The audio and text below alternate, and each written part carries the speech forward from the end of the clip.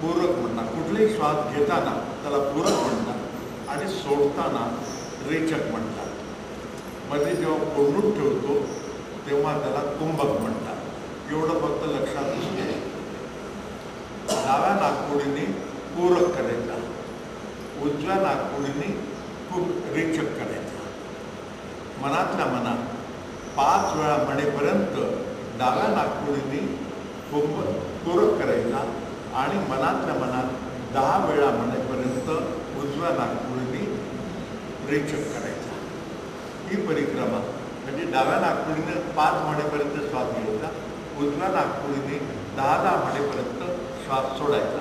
हे सगळं आपल्या मनातल्या मनात करायचं. पूरकापेक्षा रेचक दुप्पट असावा असं हे सूत्र. म्हणून 5 म्हणेपर्यंत श्वास घ्यायचा आणि 10 म्हणेपर्यंत सोडायचा. अशा परिक्रमा आपण 25 करतो. प्रत्येकाने ज्याला जे त्याप्रमाणे करा.